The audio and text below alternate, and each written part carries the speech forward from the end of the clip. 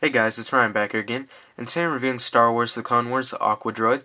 So he is from Wave 6 of the Clone Wars collection, or Wave 2 in 2011. So anyways, let's go over the packaging first here.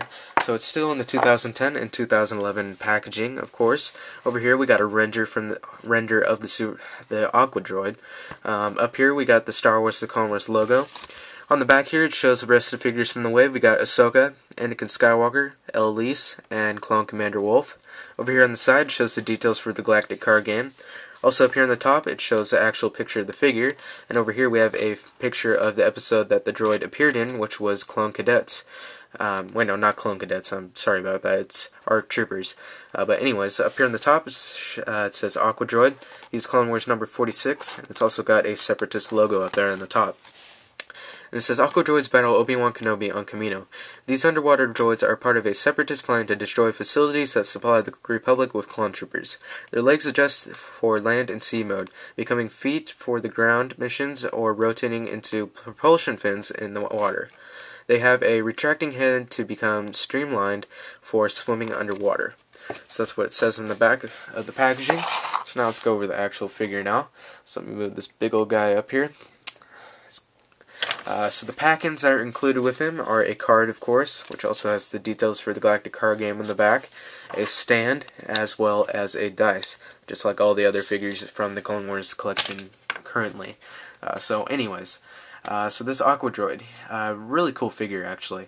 As you can see, he is quite large, width-wise and height-wise. So I want to compare him with someone here. I'll compare him with Clone Commander Wolf, which is also from the same wave. So as you can see, Wolf, his little rangefinder antenna right here is just about the height of the why do I keep saying super? The Aqua Droid. And that's with the head down. The head actually pops up, and that even makes it even taller. And you can also get a comparison here of the width, how big this droid actually is. So, really cool droid.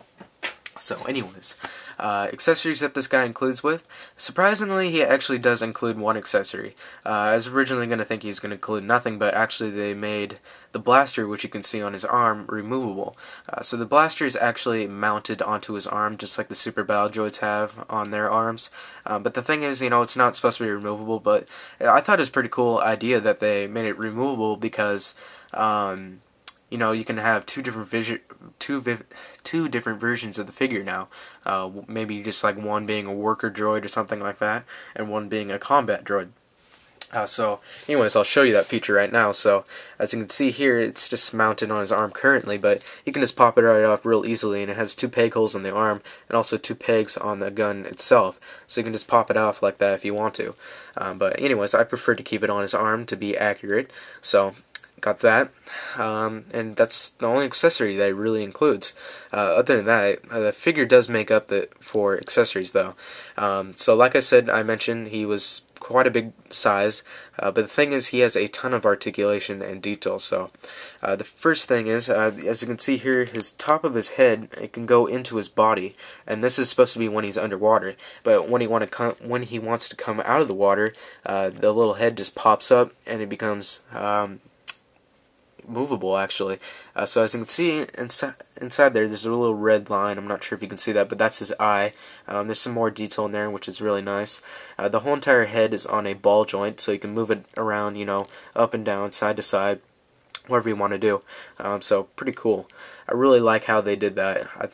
I thought that was a really awesome feature. So he's got that. Other articulation for his shoulders right here, they have a ball joint, and also on the inner part of his shoulder, I guess you can say, there's also another ball joint, and that's for both sides.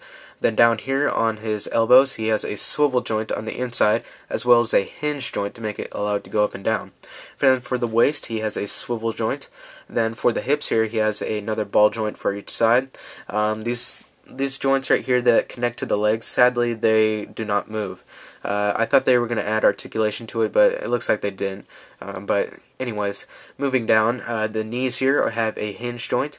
Then down here for the feet, this is another cool feature I didn't expect, is they actually made it so where the feet can close to become propulsion fins. So both of them can close like that. So that's a pretty cool little feature that they added. I never expected that. I really thought that was awesome. So both of the toes have a hinge joint on them, as well as the joint that's connecting them to is on a ball joint, so you can move it from side to side, up and down, whatever you want to do. So, you know, this guy is loaded with articulation, so that's the thing that makes him really awesome. So he's got all that articulation. Then he's also got quite a bit of decent detail on him, and there's also a really nice paint job on him as well. There's this light dark gray for the whole entire base, and then for the secondary he's got this teal type color that they use for the accents. There's a red dot right here on his arm. Here's the back of the figure, as you can see. And there's also one more color, which is a dark blue they use for the joints. So, you know, it's quite a bit of decent paint job on him. The details and everything are just awesome on him. I love the amount of articulation. The one thing I do have a little problem with is that the feet are slightly loose, but other than that, you know, the figure is perfectly fine.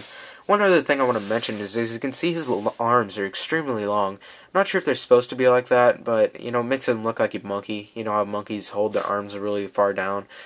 So I don't really like how it looks like that, but I'm not going to, you know, hold that figure back just for that. But other than this figure is just really cool, and he has a ton of articulation and detail, and the paint is just fine on him. So anyways, this figure is currently not out at retail, but it does retail for $6.99, but it may vary at the store you buy it out. It should be out in a couple weeks anyways, so I'm going to give this guy a 5 out of 5. Hasbro did an outstanding job on him, a lot of articulation, and some very decent paint apps and details, and I plan on picking up a couple more of these once they're out at retail. So anyways, hope you guys enjoyed this review, and I'll see you guys in the next video.